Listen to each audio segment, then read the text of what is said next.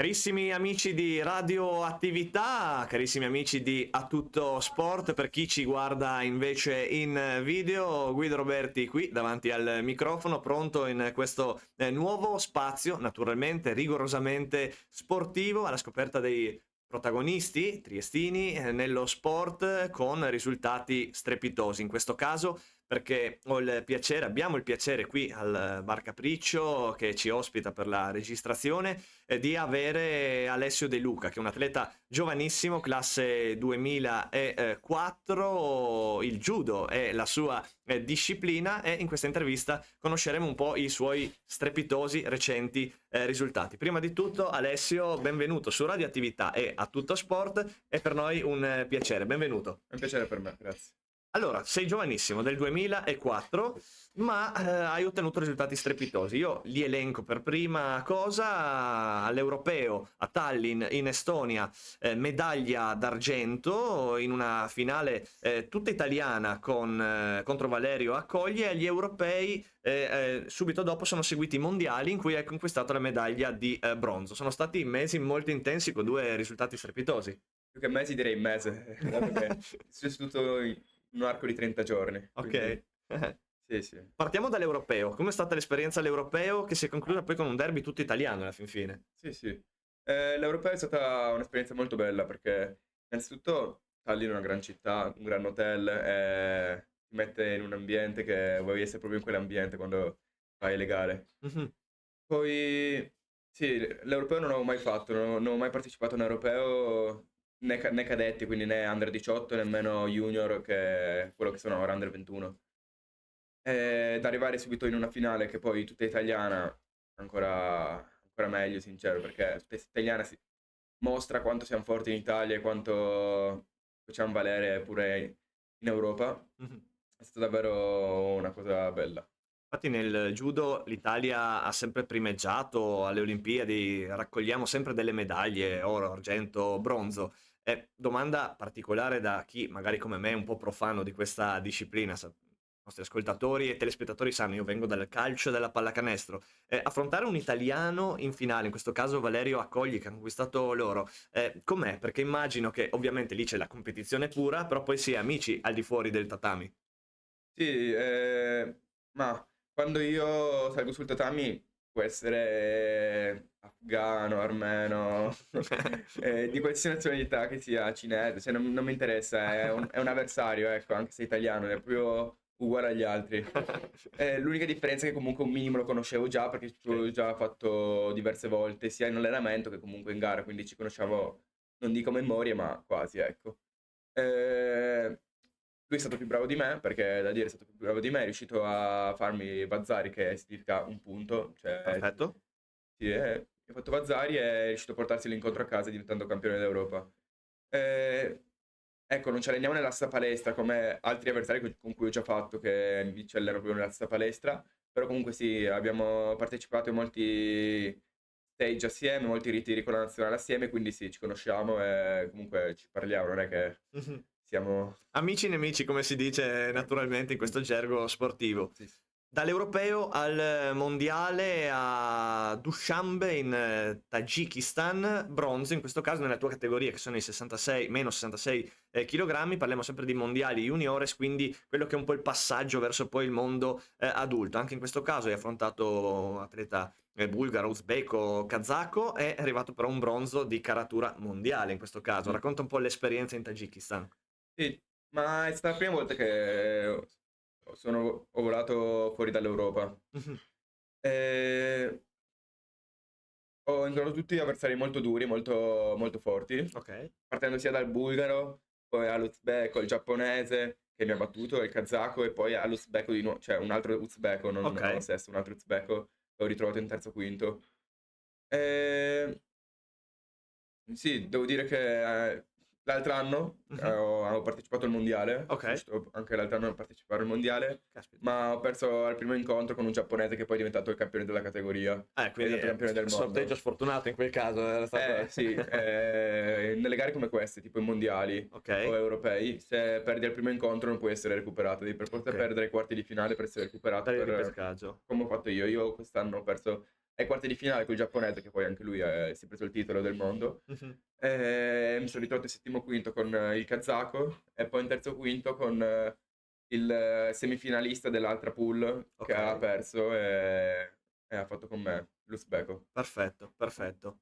Allora, io apro una parentesi per ricordare a tutti i nostri ascoltatori e telespettatori, iscrivetevi al canale YouTube A Tutto Sport, dove settimanalmente poi cerchiamo di raccontare un po' quello che accade a Trieste, non solo con la Triestina, ma anche con tutte le discipline, il programma condotto dal sottoscritto con Michele Bertocchi e con il giornalista venezuelano Ramon Toni. E quindi iscrivetevi lì su Radioattività, conoscete le nostre frequenze 97.0, 98.3 per chi ci ascolta a Trieste, radioattività.com e l'app anche gratuita per ascoltarci in tutto il mondo come sempre fate. Alessio De Luca però oggi ci porta una novità proprio freschissima, ma realmente freschissima, perché con questi risultati hanno appena aggiornato il ranking. Alessio, sei il numero uno al mondo in questo momento. Eh sì, numero uno al mondo juniores, però sì. Certo, beh, però sei il numero uno Sì, al sì, sì, mondo. sono Come numero ci uno. si sente? Un applauso, ti faccio io un applauso anche dalla regia.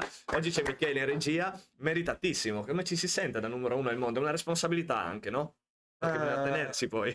sì, tenersi, ecco, sono comunque molto felice, molto onorato di essere arrivato numero uno al mondo, perché dopo tutti i sacrifici che ho fatto in questi anni, finalmente sono i frutti del lavoro. Mhm. Però ecco, è un premio che rimane lì perché il prossimo anno passo alla classe seniores Certo. e quindi la ranking junior non mi conterà troppo. Sarà un'altra vita, no? In Sì, qualche sì. maniera. Allora facciamo proprio questo passo indietro, perché se oggi sei arrivato a questo ottimo risultato e si guarda il mondo degli adulti, è perché c'è una vita con questa disciplina nel judo dai 3 anni, mi dicevi prima, una vita che inizia in Società Ginnastica Triestina. Quando hai iniziato? Com'è stato il primo approccio? Perché a 3 anni penso che sei messo letteralmente sul tatami e chi ti ha accompagnato nel tuo percorso di vita e sportivo? Ecco, diciamo che non ho scelto di fare judo, però ho scelto di rimanere a fare judo perché Mhm. comunque potevo decidere se continuare o no a far judo, ma ho sempre continuato di fare. Perché i miei fratelli, cioè sia mio fratello che mia sorella, hanno iniziato judo prima di me. Io ho iniziato judo a 3 anni perché i miei genitori non è che potevano permettersi di accompagnare uno a far judo, l'altro a far calcio e l'altro a far pallavolo. Certo.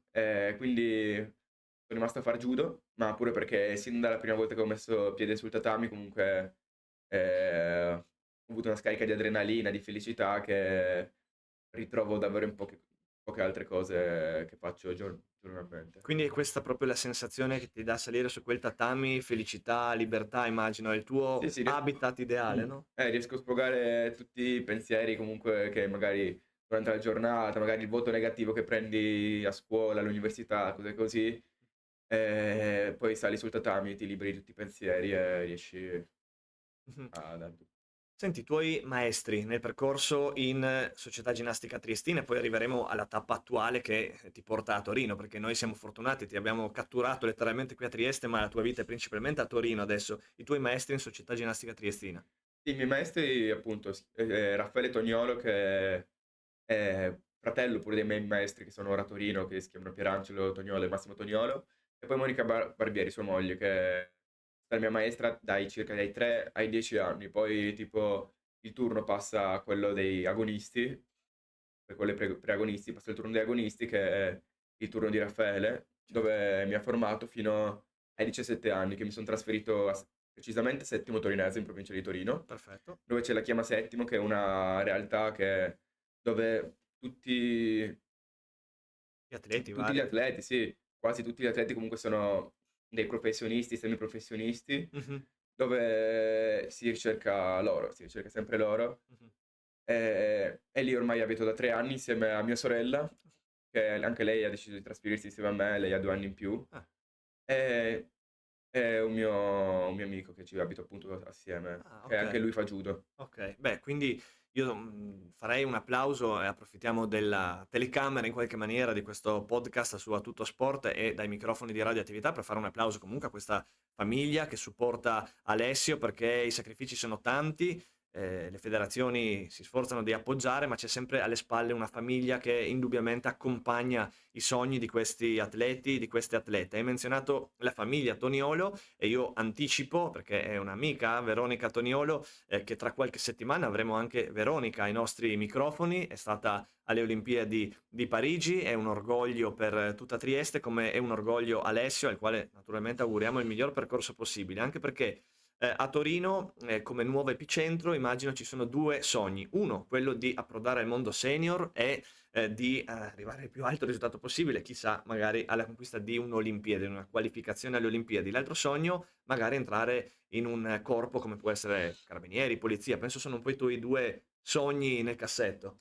Più che due sogni, uno sì, è il obiettivo, Mhm, quello di andare alle Olimpiadi e vincerle, mhm, e l'altro è un trampolino di lancio, perché con quello comunque riesco ad avere un'indipendenza che mi aiuta a riuscire a pagarmi le gare, a riuscire ad allenarmi fuori quando ci sono allenamenti tipo europei, così, che noi mhm, li chiamiamo stage. mhm.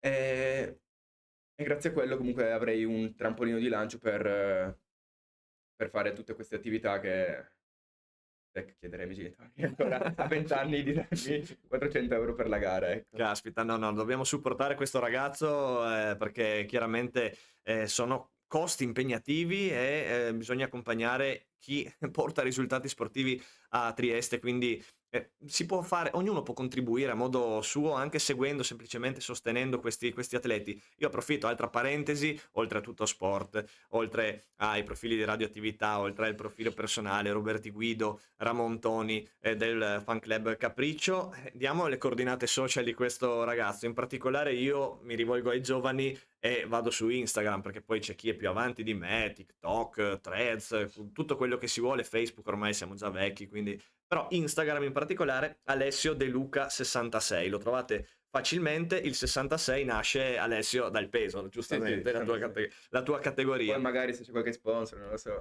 Assolutamente, ma noi serviamo a questo. Noi media abbiamo questo, soprattutto delle radio private o di queste iniziative così, abbiamo il dovere anzi di diffondere e se ci sono sponsor che vogliono appoggiare, oggi Alessio è con la divisa, una delle divise della nazionale, della FIGCAM, che è la Federazione Italiana Judo, Lotta, Karate, Arti Marziali. Sono riuscito a dirla No, senza impappinarmi, hai visto? Quindi anche sto... arti marziali miste forse. Mister, mancava mister, però ci sono andato molto molto vicino. Si possono sostenere questi ragazzi, quindi facciamolo. Persone che vuoi, e siamo quasi in chiusura, ringraziare per, l'hai già fatto in parte, ma che vuoi ringraziare realmente per il supporto che ti danno anche morale, perché nella vittoria e nella sconfitta c'è sempre una spalla su cui appoggiarsi, piangere o una spalla su cui abbracciarsi letteralmente, reciprocamente per un successo. Le persone che senti veramente più vicino. Ma come ho detto pure nell'intervista, cioè nell'intervista, Nel post gara, sì, nel post immagino. gara sul piccolo pure, che ho detto che c'è un'equipe gigantesca dietro di me, appunto c'ho un preparatore atletico che è davvero bravissimo, Nicolas Mungai, poi c'ho tutti i tecnici, sia quelli di Settimo che quelli di Trieste, tutta la famiglia Toniolo, più pure Monica Barbieri. Poi per la parte tecnica, Massimiliano Carollo, sempre un altro tecnico, sempre che il pomeriggio magari mi ci prendo e vado a fare tecnica per migliorare oltre gli allenamenti che faccio quotidianamente. Poi tutti i miei amici che comunque, magari dopo una giornata no, una giornata sì, si va a fare una serata per divertirsi, Giusto. perché Bisogna anche staccare, no? appunto ogni tanto bisogna staccare la testa perché si è troppo fissati, si rischia di cadere giù quando si fa i risultati e non si riesce più a risalire. Come hai visto non siamo entrati troppo nel tecnico perché a noi piace comunque rivolgersi al pubblico più ampio possibile, anche a chi non conosce magari la disciplina, Sì, il no? judo in questo caso, però un po' di tecnicismi dobbiamo pur darli. Secondo te qual è un tuo punto di forza in gara, in competizione e aspetti che invece devi migliorare nella tua tecnica, nel tuo approccio, le sfumature da correggere? Penso che il mio punto di forza eh, sia la lucidità, cioè Mhm. riesco a essere, non so come, cioè non voglio pavoneggiarmi, però intelligente mentre combatto, quindi riesco a sfruttare ogni sbaglio del mio avversario e farlo dalla mia parte, Faccio una battuta, se lo facessi la Triestina, approfittare dei sbagli, no, degli avversari, perché tifi magari. anche per la Triestina, mi hai detto Sì. che segui, quindi... E sfumature da migliorare invece? sfumatura da migliorare? Oh, la parte tecnica non si smette mai di migliorare, quindi sì, la parte Bravo. tecnica è sì, principalmente quella. E quindi lì ci si può affinare, anche perché ovviamente si passerà al mondo senior a breve, come dicevi tu. Ancora Mh. una considerazione su Trieste, il legame con la tua città. L'altro giorno ero a una conferenza con Paolo Condò, giornalista sportivo di Sky, e mi è piaciuto tantissimo, l'ho parafrasato anche sui social, ma chi non è nato a Trieste, esattamente cosa ha avuto della vita come indennizzo? Secondo me è bellissima. Qual è il tuo legame invece con Trieste? Ma devo essere sincero, fino ai 17 anni, Trieste la vedevo sì come una città, però me la sentivo molto stretta. Mhm, Poi ora che mi son trasferito a Settimo, ogni mhm, tanto mi manca Trieste perché alla fine Trieste è casa, cioè sì. col mare, collabora, Mhm. cioè puoi mettere e uscire a vedere il mare o mettere e uscire la pianura padana. Sono d'accordo con te perfettamente. Sto imparando ad Cioè, apprezzare anch'io la Bora. Una volta ero ancora più magro di adesso e soffrivo tantissimo. no, no, Adesso... no, son cose che quando non c'hai ti senti la mancanza. Esatto, bisogna allontanarsi per tornare poi al cordone ombelicale. Sì, sì, è una bellissima città Trieste. Alessio, senti, noi siamo in chiusura. È stato solo un primo approccio dopo questi ultimi straordinari risultati, ma sicuramente i microfoni di radioattività e le telecamere di A Tutto Sport saranno sempre a disposizione per seguirti nel tuo percorso, per cui nel ringraziare quanti sono all'ascolto e alla visione da parte della nostra redazione sportiva e del Club Capriccio, della nostra mini redazione che abbiamo creato, un grosso in bocca al lupo e i saluti tuoi a chi vuoi, l'hai già fatto con i ringraziamenti, spesso coincidono, però hai la possibilità di salutare. Grazie a tutti, grazie a Radioattività, grazie A Tutto a Sport, Tutto Sport e magari ci rivediamo presto.